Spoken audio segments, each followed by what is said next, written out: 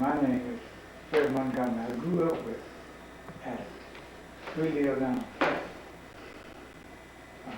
I'm also the mayor this time. I'm the first mayor of Afro-American race in the state of Tennessee.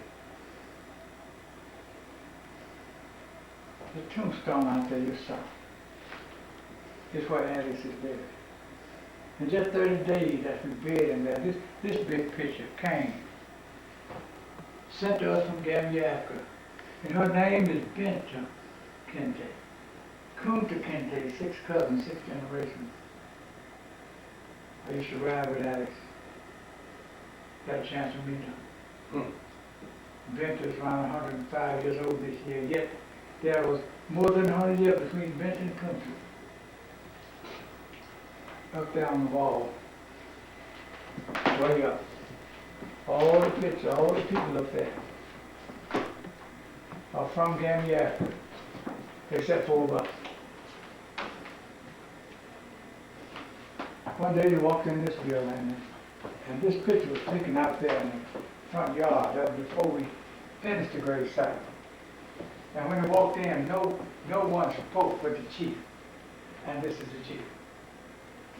When all was in, quiet, I was standing over behind the counter. He turned to me and said, "We came to proclaim true bloodship between Alice Haley and the Gambia family. We heard it was dead, and we wanted to go out there and mourn the loss." I was almost caught, and I led them out there.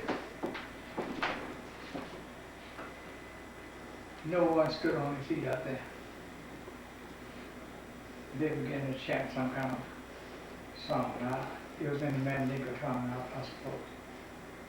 And I didn't understand.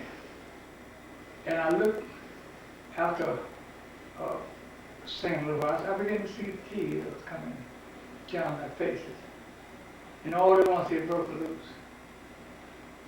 I never heard such wailing and weeping in my life. But before Alice finished the book, he called me from California, living there. And I would always come home and wanted to go back to Gambia Africa, and I went. We went. And there we found no written history in Gambia Africa. There's none today. They could write, but they refused to write history because they believe history should be kept in the mind and not a book. I went to find the old man, and after finding him, he was a little cautious at first. He stood a distance. And finally, the man that we had with us could speak both tongues, said something. An old man beckoned. And swiftly he walked down the banks of the Cameraman River. And after a brief walk, he stopped and faced the river and said, "These are the waters." But Kunta Kente, the boy, and the others were driven out with chains around their neck and hand, and sold to a ship and set off in exile to America.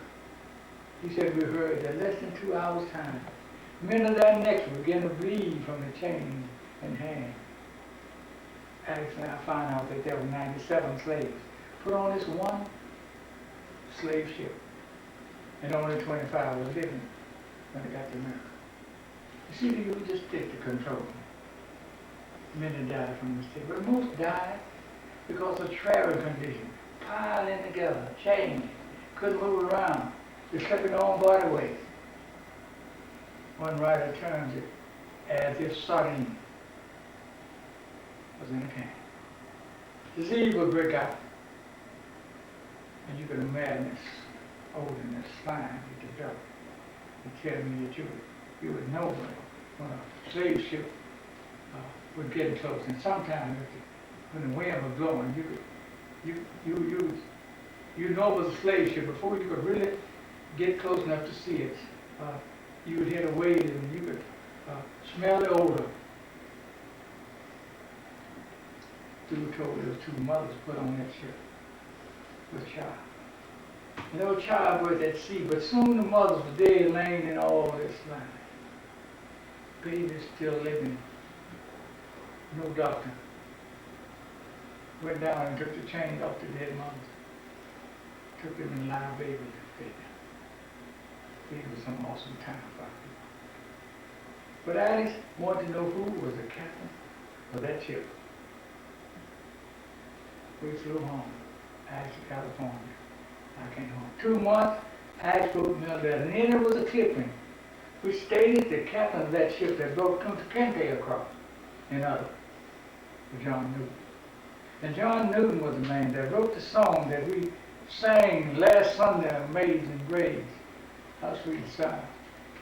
When Joe turned them off now like I did.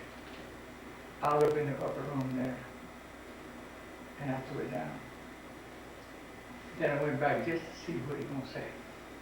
John Newton talked about the many trips he made down the Gambia River picking up slaves. So one day going back, a big storm came and wrecked the ship. Sail went. Anchors couldn't hold. The wind took it as it was listed.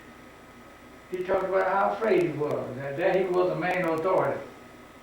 Could speak to him, made him. He didn't obey orders. He walked the plank. But out there, he had no control.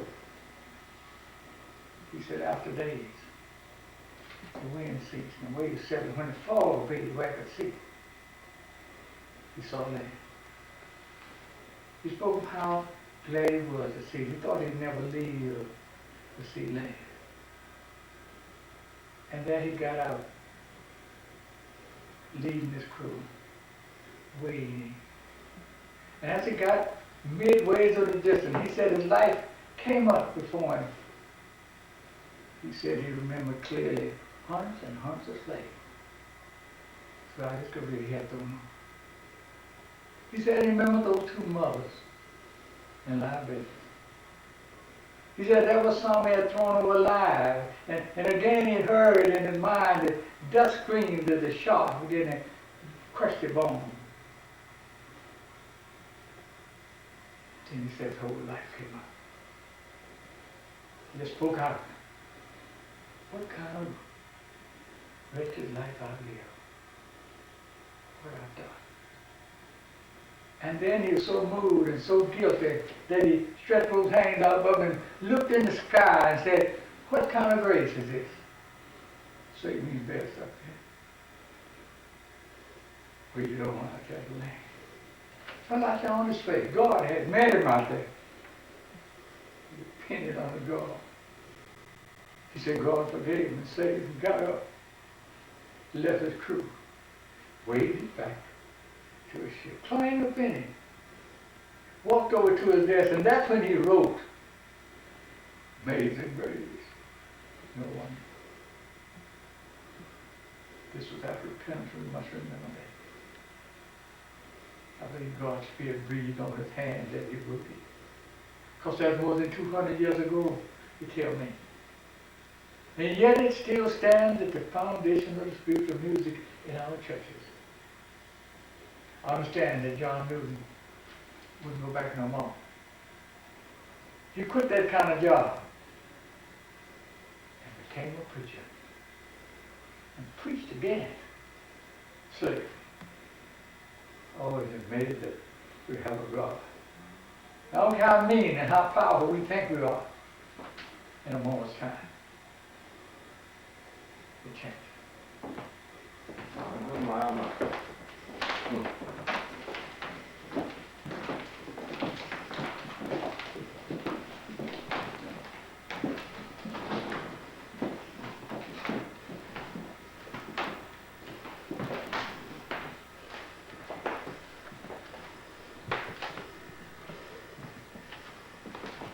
This house was Alice's grandparents' home. Alice's mother died, and he's 8 years old, and Grandma took over, and that was a custom back there. Then when a young mother died, Grandma, without any question, walked in and took over to grow up the boys. Alice's man sitting in the kitchen with his little boy, over behind the table. Little butt on the windowsill, facing us. And that's where he asked questions. For we could never go out there when the old folk was talking and woke up and asked anything. We were taught that we were to be seen and not heard. Oh, we knew that meant. But what we would do with it, if Alex had felt Alex, if he heard them mention old Africa of slavery, especially in the afternoon, when they go to saying goodbye. You know, it took a long time for them to say goodbye. They walk with each other a piece down the path and get to talking, walk back a little piece forward and then walk back. Excuse me, I'm up this morning. And as we get in here early before, and sometimes we'd be still out there and wait till Grandma come in. He knew she was going to cook, because Grandfather was going to be coming from the mill soon. And while she was there making a dough with her hand and cutting up meat, Alice would ask, and this way she explained, not out there like Mary thought. All these things you see on this table, these things was here when we were little boys. The last soap was our primary soap. Our parents made it. The Irish people could buy soap most of the time that year they wanted, but poor families like mine, this is our primary soap. This is a good different. It was light green when it grew. And they were planting the seed, and near the fence, a short bush, where the vine would run upon it. And by this being heavy, it kept the handle straight. And when it got grown, yet soft, they cut it off and cut this big hole out of it, and got all the seeds and guts out of it, and scraped it and boiled it, and let it dry. And then it was ready. And everybody drank from the same dip, same bucket. And 95% of black folk dip snuff. You know what snuff is? Snuff is powdered tobacco. So fine, it's like dust. And they dipped in the front lip. It was brown, dark brown kind of. You get it wet, a little darker, but anyway, they dipped in the front lip, like that. Sometimes you see a little trickling down the side. And out in the field where we worked, we got 75 cents for 10 hours out there. And we're the hard as this or harder. The black people would walk 2, 3, 4 miles to get there. They asked her, they were quite on. Would you have me to?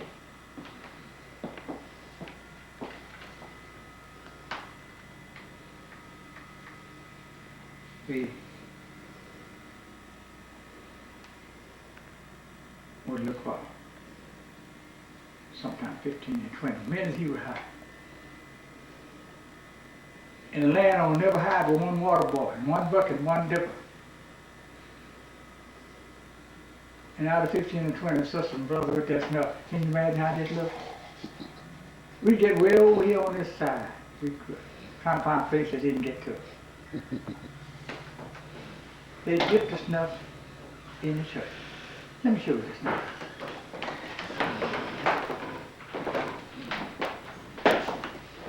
The snuff came in.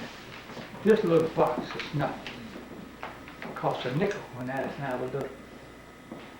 And this big bottle, of course, cost a quarter. And when the weather was good on Sunday morning, the church is up on the hill. I asked Grandma and mine and other sisters, would I and them ones at night in them long dresses, and get up early to try to get out there first. There were 6 windows in the church. And they were racing to get them a seat beside the window so they could spit out the window. But they would always carry a cup with them. So if they couldn't, somebody would beat them to the window, they would just hold their hand down and take the cup, let me put this back, take the cup out the little paper sack and put it down there by the foot and spit in it and say amen and dip some more. That was all right. A black woman, a girl could dip all the snuff they wanted and never lose their feminine respect. But one thing they must never be caught doing when Alice and I were little was whistling like a man. They said a whistling woman and a crowing hen come to no good end. They live by their religiously. And by the way, coffee came in beans, you had to grind it yourself. Over here, the scrub bowl where they got that little tub and put warm water in it and took that lye soap and soaked the water right good and soaked the clothes in it, and they would put this over in it and they would put it on a box so it wouldn't have to bend so far and rub it on this to get it, make it clean quicker. The coal here, I was 7 years old when coal came in this party. No cook stove was always here. And when they put the biscuits in, you have to get a fire made in there. And when the biscuits brown, if the men folk were not at home, they put them up here and close in the warmer, so it'd be warm when they got there. And this road out here, running across there, this was all dirt. This was like the Mason-Dixon lines that road was. No black lived on the other side of that road. Black lived back this way, and this was the closest house to the store. Any house ever lived in and owned by black. We live farther back. We live from the land. We ran every rabbit come through the yard, I don't care what time of money it was. Cut wild greens upside the fence until the greens that planted was large enough. And the butter churn. You milk the cow with your hands in it.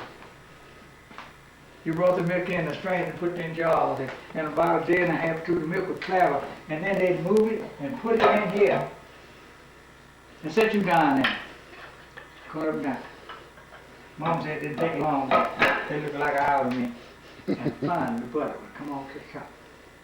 And then she would move these two pieces and take the paddle and take the butter press and get the. When she got it full the first time, she noticed this. It moves. She would hold a plate against it and press it against that plate to get the milk out of it.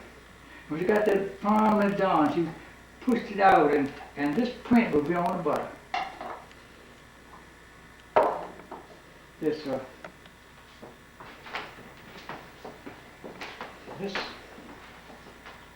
a meal we ground the meat for sausage.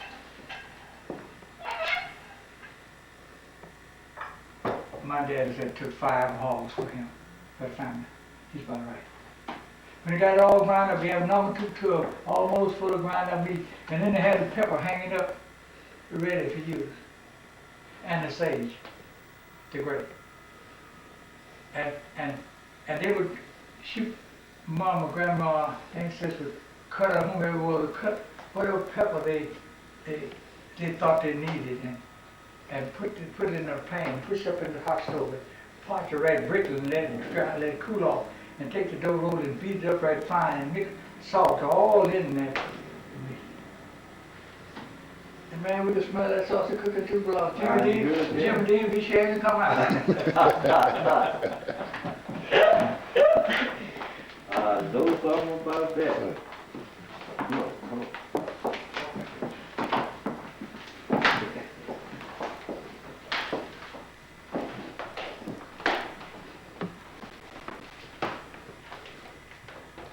Alex had 2 brothers, George and Julius. Alex was the oldest, of course. They ate their breakfast meal here and weekly meals and most Sunday meals here. And the little house here behind you here. Alex's big brother he put this chair until he was large enough to sit there and reach. Put a little food right there. And this safe. See all this old? Call it a fire safe. There were no cookers at the store. When Alex and I were little boys, Mom made tea cakes. You heard of them. Made big bowls almost large as this. Put them in there and they would sweat because of all the ventilation.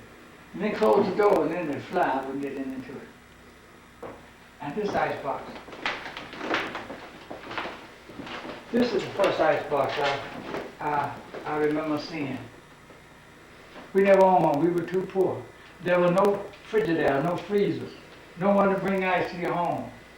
Miss Palmer would go down there with the wheelbarrow and get a piece and they put a string on the bottom, brought it up here and set it, put it in here and close the door. And the food was here. As the ice melts, there's a pipe back in there, drip down the pipe, and they kept a big pane up on there for it to drip in. And now they said they emptied that daily. We never owned one. Yes, sir. But I found out really why. How come we didn't need one. Yeah. Wasn't nothing there. There was, we tipped back there about the next 30 minutes, and you could have sweeping party.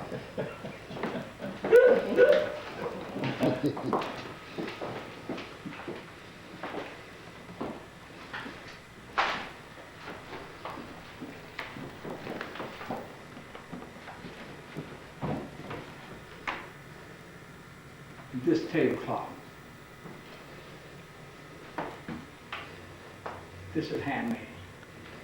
I said, Grandma, and Grandma's older sister, Aunt Lizzie, made these. They sold them to wealthy people. But the strange thing about it, when Alice and I grew up, our parents decided who we played with, not us. The reason was not money. Had it been, I couldn't have played with Alice. It was moral. It's a moral between two families was satisfactory. Then after you get permission, you stood a chance. You could ask. Couldn't go 30 feet from the house across the fence. 14 years old, without permission. And I said, you asked permission, and Mom said yes. She never stopped talking until she told us when we better be back 10 minutes late, your landmark on our memory. I had a little experience. I'm always tempted to tell it. In a community, there's always a boy, something that, wants to fight, he wants to be a bully, And every time Mama sent me town or somewhere, now there wasn't no grown folk there. I had to fight him because he was going to fight me. Now I'm tired of fighting that boy. One day I could finally get him, but it was late, and I knew it was late, and we had this fight. And I was keep telling him, say, now, next time you see me, you're going to want to run instead of fighting. Had him down, not working on him. He was hollering. And finally, I felt the sweet down my back. Well, no talking. Time I was spoiled twice, I was up. I took off running, and Mom kept up me that switch. And when I got to the wire fence, I thought she would have stopped, but she didn't. I got hung in that fence, and Mom just kept on putting it. And finally, I decided, toe clothes and everything, I just fell over in the yard. Mom threw that short piece behind me. Looked a little rough on me, but I guarantee you it worked. I never forgot it. Back to the tablecloth. No decent family ate food without grace. We never owned tablecloth. We never owned chair. I didn't have to work in the field, but when the field was a distance from the house, Mom would carry food in a cloth sack and tie it up on a tree limb to keep the ants out. And she yelled for us to come up out of the field. And it mattered not whether the bell rang or not. If the sun was shining, Mom knew what time it was. Mom would get out there and face the sun. Step halfway out. If the head of a shadow was there at 11:30. If she stood straight up, the head of a shadow straight at 12 o'clock. 8 little poor, ragged, dusty, barefooted boys hiking up to the tree. And out there on the ground, Mama had us a needle and Mama said grace. All we were taught that wherever God provided, we could have thee. Be thankful for that. Mama said, when praise to go up, blessing come. By the way, this is a real chicken joy. My light is out there. Alice's great, come on. Alice's great grandpa. Born a slave. He was a gamecock fighter. But note how deep his eyes, bed back. Look at his skin hanging. Look at his hands. They put the pain of slavery. But in spite of all that, old Chicken Joe was quite a character. They tell me he could think of, I guess he done it for laughs sometimes, but he could think of some of the biggest fibs. Bobo called it live. And he had been brought down in these parts, fighting gamecocks for the plantation owner from North Carolina. And one day down here, he heard freedom was declared. And told his people after he got them down here later, he started thinking up the best one he could think of getting down. He already told them about that the possum was so fat down here that you could just see a little breeze streak on the ground, just farther than for a shade tree. He'd be laying up there asleep. But he wanted something better than that. So when he got home, he said he had rice, meat, and coffee. And soon he gulped it down. He got up and went to brag. Brag about all the rich territory. All at the path where the black folk live. Brag. Told his wife the soil was 10 inches deep. And if she didn't believe it, send him out down there and catch a pig and just cut his tail off. And bring it down here. Push it in this rich dirt. Pour some water around it. He said 3 days, little pig, you know, sprouting on the side.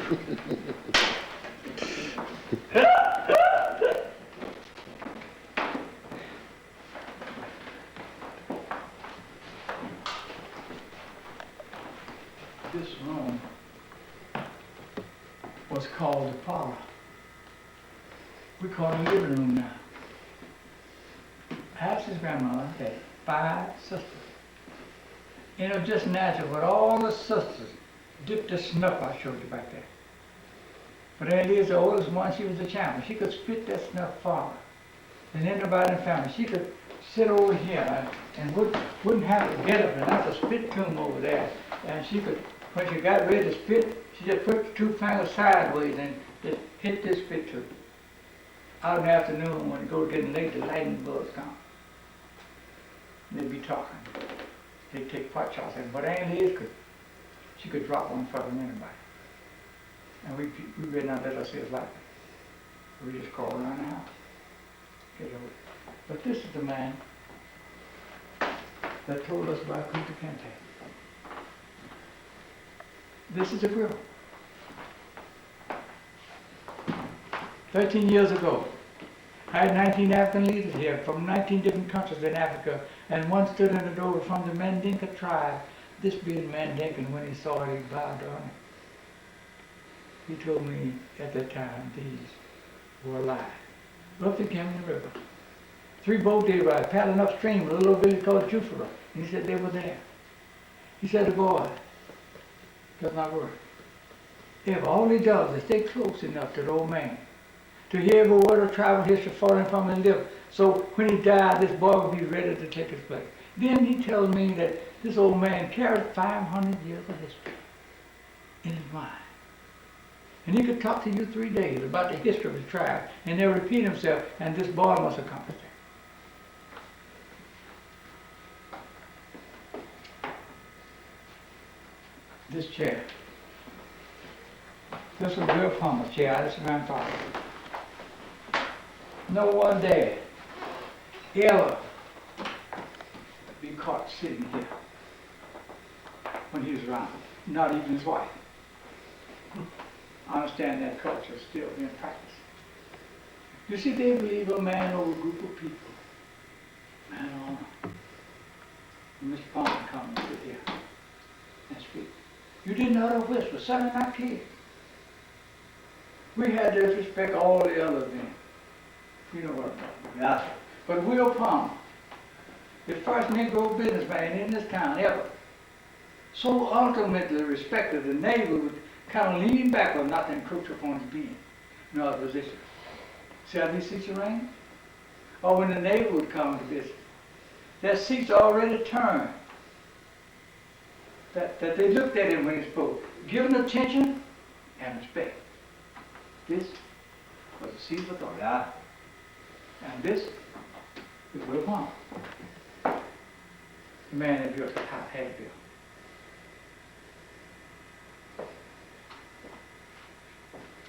I was 7 years old. And when this house was going up,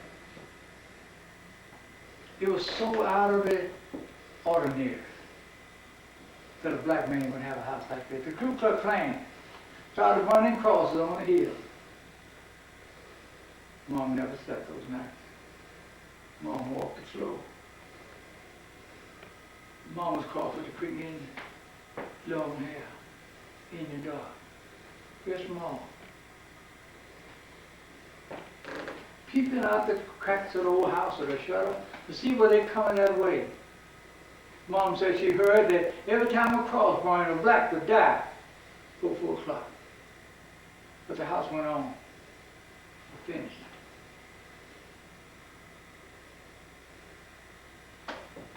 And when he was cleaning up in the house, sweeping out the sawdust and the chips, gonna move in there, so 2 men came with the hoods on and the gown down this dirt road, it was dirt then, and turned the horses on this side and yelled, "We'll get out here." Walked out and said, "You better not close your eyes in the house." And they talked on and finally, Mr. Palmer asked, "Why, sir?" Said, "Too good a house for a nigger. If you move it, we're going to burn you and your family up." We were moved in it anyway. They began to heckle his wife and daughter when they were on the porch. But one white man spoke up, just one.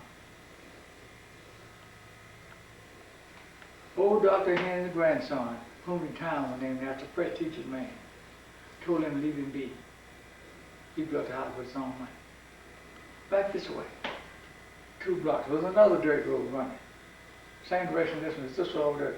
And that was called the colored lane. And no one lived back there but black folks. There was always a path through here to the store. And when Mom and Grandma and all the mothers and sisters heard the news, they gave God the praise for it. To praise the man that brought the message. And they would come down this path to the store instead of one over yonder.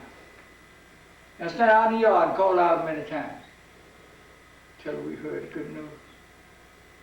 You can live in your house. There they would go again, praising God. They wore them bonnets and long dresses there and the button shoes.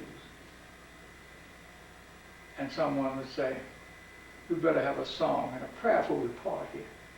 Right out there where the gravesite are, what a coincidence, gravesite is. They would hold hands in a circle. One of them old sisters would sing a hymn, another would pray a prayer. And then as they began to leave and unclasp their hand, you could hear snatches like this, that God always got somebody to take care of the poor and the righteous. Yeah.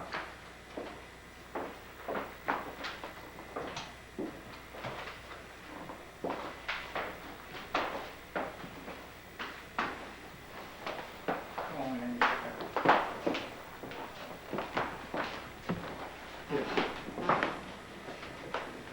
This is Bertha, Ash's mother.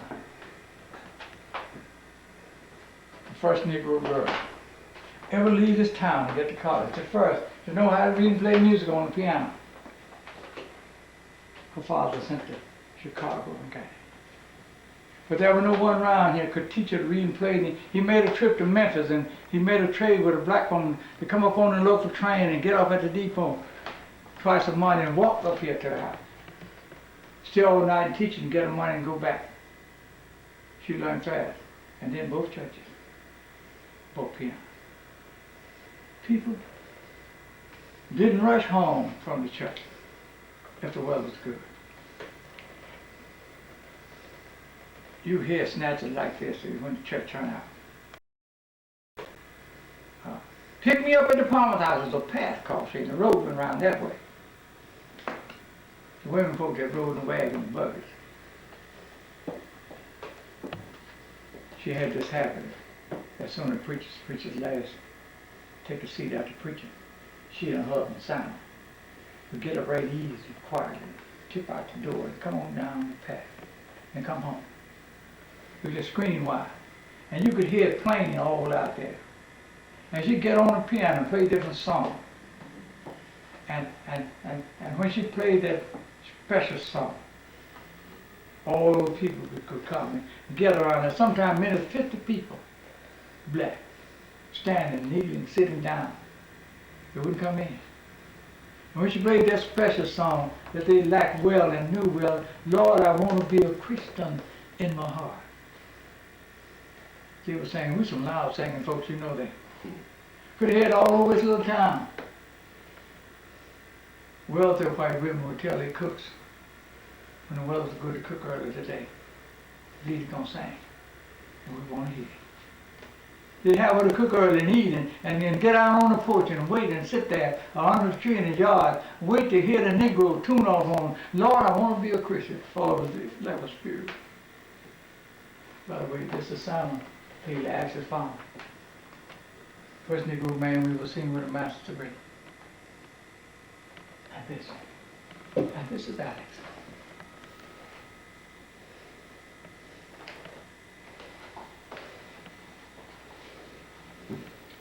And this is Irene Murray. Alex is great-grandma, born a slave.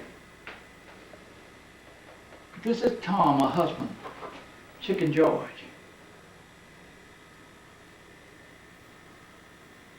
Chicken George's son, sir. Tom, the blacksmith. This is one they took out that night. One night, put on the gowns and the hood, and went to his cabin and called him out. And took him and stretched him up to a tree, and dropped his clothes down to his waist. And he brought the slave hood with him. And their purpose was to whip him until he died. My grandpa said he told him how to whip her that night, so that he fainted. And he thought he was dead and left. Grandpa said he talked about how red and wet his breeches were with blood when he came to. So every time that whip would hit his skin, it would cut and the blood would gush. And you find his headstone and others out there at Bethlehem Cemetery, about a mile out. And this is how the back look after being flogged. Your great-great-grandparents, possibly mine. But ran down over yonder in Africa and caught and chained and beat and didn't know why. So, upon such a dehumanized life, that we were told these men would sit down and cry and said, better to die than live a slave. Many young mothers then were strangling newborn babies to death that they might escape the pain of slavery. I stood here one day 2 years ago, and a young black lady stood there, and I looked, and the tears began to roll, and I could tell she was getting in a fit of nerves. She got my attention. And she said, my parents taught me that my great-great-grandmother brought 7 children in the world. And she killed them all except for one. So she would have killed that one. But they found out how they was dying. They found out that she was waiting till everybody leave the house. And she just reached over and choked it out. They took this last baby home, but they kept it 2 weeks. Then all this family got together and walked back to her house with the baby and looked at her and told her, we know now how your children died. We know you did it. How could you kill your own children? How could you do it? So she didn't answer. She just stood up and tears running down her face and took her hand and just ripped her blouse loose and threw it on the floor. And when she turned her back also been raped and beaten. Then crying and talking, she said, I vowed that day that I wasn't going to give slavery no more of my blood. I wasn't going to bring no more girls in the world. Be raped and beat like me, no more boys to die from the white man's whip. Oh, brother.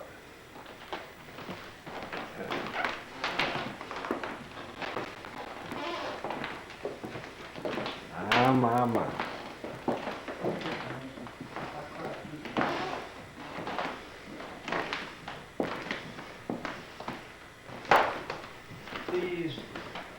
These 3 women, by the way, I grew up on them, most of those, but all of these. This is Alice's grandmother. This was that cousin Sister Brooks. She lived on our side of the railroad. And these 2 sisters, this is Aunt Liz. This one could spit the snuff out of anybody. And these 2 sisters made the tablecloth in the bedroom. But this was my first school teacher, Aunt Liz. The toughest and the strictest teacher you ever could imagine. She lived here with her sister. The school was back up there on the Cutter Lane. One big open building, shabby. One teacher, one switch in the corner, called the wood on the door. And every morning Aunt Liz walked up there, she carried a brand new switch. Of course, she whipped them down on the day before. But we never hated our teacher. Now, you see, our parents just coming off the heat of slavery, where it was illegal for a slave to be taught to read. And there were hundreds and hundreds of mothers and fathers around here. Didn't know the first letter in the name. Oh, my wife Ernestine and I celebrated our 65th wedding that much. Her mother and father never knew the first letter. And one day I was out in the field plowing and finding a mule, and of course a big rain came in. We rushed to the house, an old tin-top house, and making a lot of noise, the rain was. And when I got to the door, I saw them sitting together, head together. I saw a piece of paper, and my wife Ernestine had a pencil in her hand, and her mother had her head right down there. And I stood there, and she said, Mama, her name was Leela, and she wrote big L. And she said, Mama, this is an L, and this is an E, and this, Mama, is another L, and this is A, and that's for Leela, Mama. That's your name.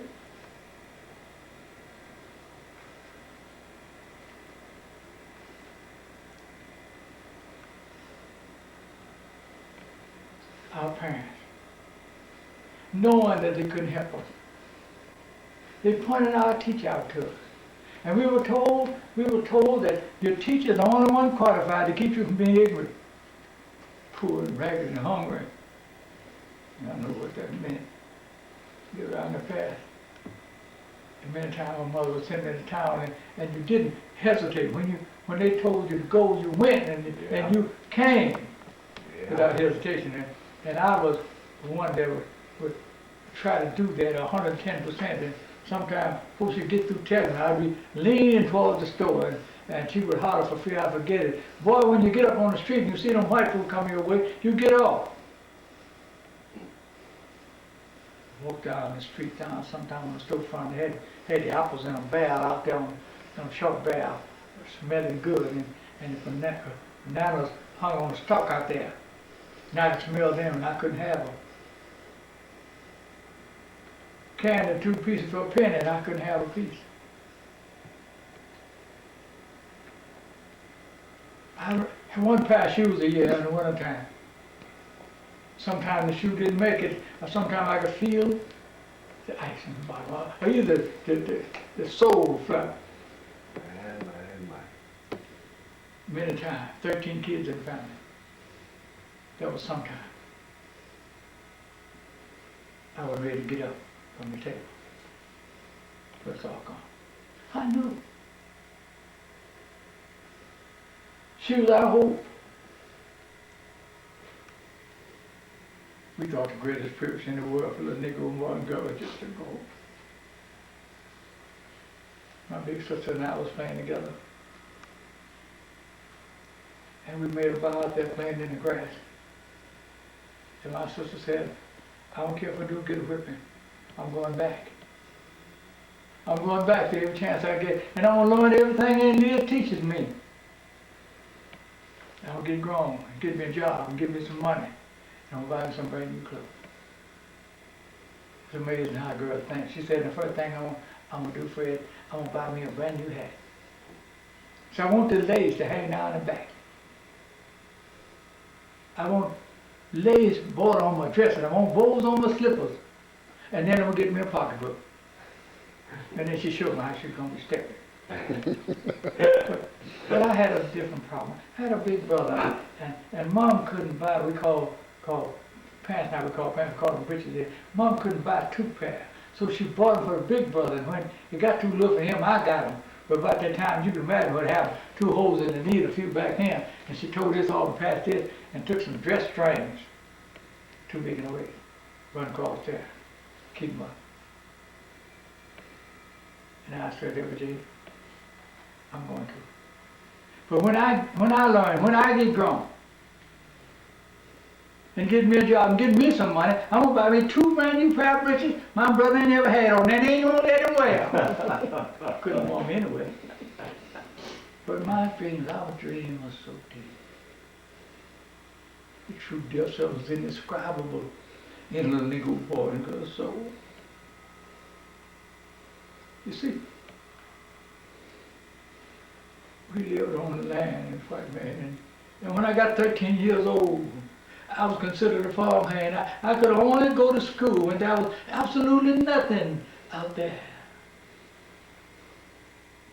And one day it rained, and rained all day. And my little dream world began to build up. And I said, I know I'm going to get a chance to go tomorrow, and I'm going to learn some more.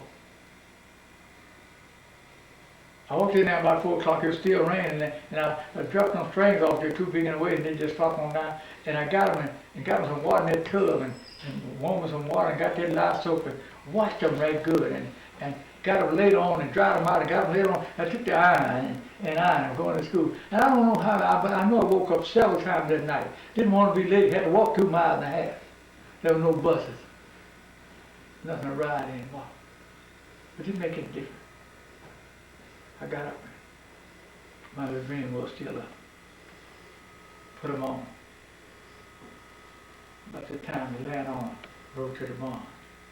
Told my father to get me out there. I remember his face. My father walked to the house. My father knew that I had thought I was going to get a chance to go to school. He walked to the house and stuck his head in the door and said, put them on, boy, you got to stay. My boy cried. But you didn't question your parents when they come out.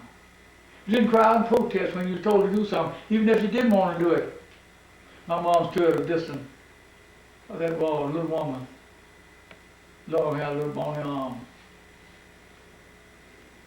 without a word. Because my father had spoken. I changed like I was told. But in changing, I remember taking the strings off. And as I got them off, they just clumped to the floor.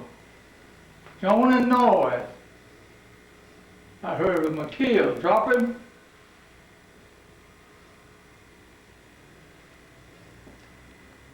I went by Mama right quick and asked her, Mom, would you ask, just this experience I had when he lived.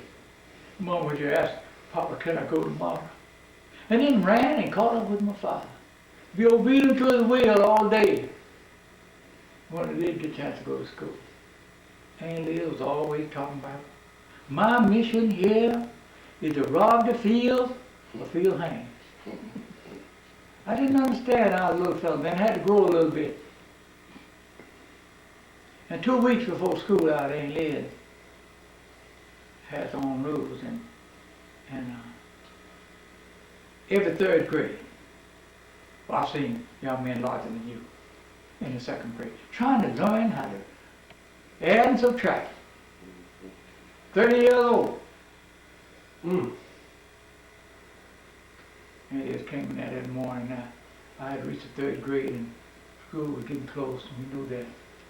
And the district was here because the white men decided when to close school and open it. Right. Walked up that path with that new switch, and she walked right on by us and didn't say nothing, just put the new switch in the corner, threw it over and out the window, and caught up 3rd grade, and I was scared to death. Toe gripped to the floor. Had enough of them big boys jamming, had standing in the line. I think I would have fell out. And she put her hands on her hip and said, I'm going to give you my special test this morning. I'm going to put my poem on the board. I'm giving you the last 2 weeks. Remember every word of it. Don't pass. She took that chalk. She raised the board first. She took the chalk and she wrote this poem, if a task is once begun, never leave it until it's done. Be thy labor great or small, do it well, but not at all. Let me tell you something. 75 years ago, I stood before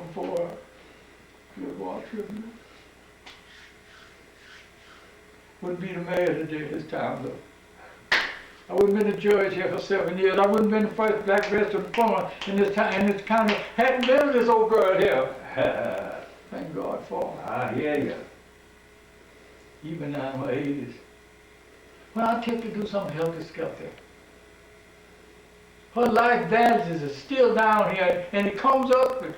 I hear you. Sometimes I hear again in my mind as if she was there to do it well. Thank God for it. I hear you. Had another experience. First week when I got in school, she gave it to me. The only thing I thought 8 years never did learn how to do is stop. But when that lid got that switch on you, you will sow the next day, not only today. But if you go home and tell mama, you're going to get another for having to get a whipping. Got near the house, my sister, you know, I grew up running. I know what you're running for. Big, got hooked, big, got hooked. And finally, I heard my mom ask where is he? I knew that I was going to die. There wasn't a way in the world I was trying to look behind that thought. But Mom had compassion on me because she knew I'd been kept out of school, and she told me about putting a book on your pillow. You ever heard it? When you couldn't get your lesson. See back there then, maybe you don't know this. But listen, honey, I don't care what your boyfriend was telling you back yonder. 2 minutes to 9, see that front door, he better be out of it if he ever want to get back. Yes, sir. And that night I put the book, like Mom said. Leave it where we call it assignment, now we call it lesson. Leave it open. Put it up on your pillow and put it back. Get on there and say your little prayer. And put your head on and go to sleep. And I thought the answer would come up in there. Didn't nothing come up in my head. Got a whipping the next day. But let me tell you about prayer. No decent family ate food without grace, or entered the bed without prayer. I know. Got a whipping the next day and I cried. My sister didn't even tell on me. But I cried all the way home. And these would be the last one to leave the schoolhouse. I talked to myself coming home. I said, I ain't never learn nothing. How can I learn? I can't go to school. I'm going to be poor, I'm going to be ragged, I'm going to be hungry all my life. Walking home, little fellow. Got near the gate and Mom was sitting out on front for the little ragged porch. And she was sitting out there with her head down, and when it made noise, Mom looked up and she saw his heels. And then Mom asked, another whipping boy. A word or two come on. Didn't answer, just bowed my head. And then Mom scrambled up on the floor still. Rich held her little bony arms out to me and said, come boy. And I walked toward her. And when I got about the distance, I looked up and I saw Mom kid. Mom was crying. I said, Mom, do any of these hate me? She said, no, boy. She tried to make you be the best you could be. And then I just ran on to her, just caught around her waist, and my little head was about right there. And later I felt Mama's tears coming down my little head, and Mama spoke up. I could tell her body that she strength was coming to it. And she said, I ain't crying because you got a whipping, boy. Crying because some of your mama come to me for help. I ain't got no education. I can't help my own child. That's why I'm crying, boy. And then she helped me close. And said, well, God, I help you get your name. If it really is the truth. I decided that Mom said you would help me. You just didn't disbelieve Mom and Grandma. Every time I woke up at night, I jumped up out the bed, and I didn't know much about praying, but I was only concerned, and in my lesson, it was cold, and I jumped out the bed and jumped down there and said, Lord, help me get my lesson. Help me jump back in the bed. And cold. I didn't know my father was noticing through the half-open door. The fourth morning, he yelled in there, get in here. I think he thought I losing my mind. What's ailing you, boy? Why are you saying your prayers all through the night, jumping up and down? One of the days where I cried. But I knew I must answer. That's my father. Turn to him. Papa wanted the Lord to help me get by this. Mom said if I asked him, he'd help me get it. My daddy got up and didn't answer. He just got up and walked on out the door. And I kept it up. In 2 weeks. Every time I turned my little sheet of paper in there, when you see the rule was my big sister was, when we got to the schoolhouse door, we got one sheet of paper each, and we wrote on one side that morning, the other side that afternoon. But every time I turned it into It'd be an 8 or 9 or 10. And 8 meant 80, and 9 meant 90, and 10 meant 100. I got me a bright idea. I said, well, I'm gonna finish this book. And then when the man tell Papa, I can't go, I already know it. That's right. In 2 months, I finished the book. Boy, if I just hated what he had living here, he'd tell you for me. I became the smartest dude. I mean, 2 grades in there. Don't tell me God won't answer child. Yeah. Yeah. If you don't remember anything, remember that. You don't have to get old and gray-headed like me. You be God. God, just wait for that. Right. Thank You you. are. Yeah.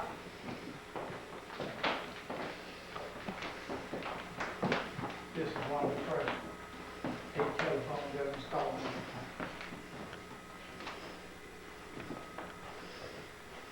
Mr. Conway, you want to put that?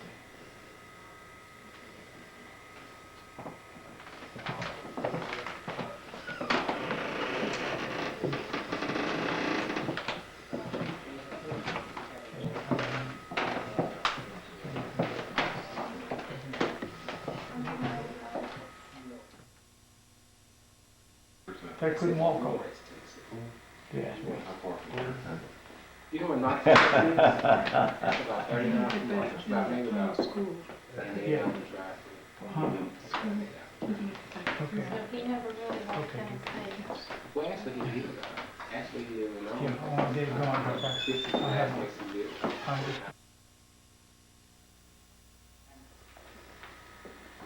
And the boy came running through there, hat off and didn't speak. And that was something you just didn't do to pass the elders and didn't speak. And she was kind of upset. And but before she could really get worked up good, she heard the hoofs of the horses running. That was dirty.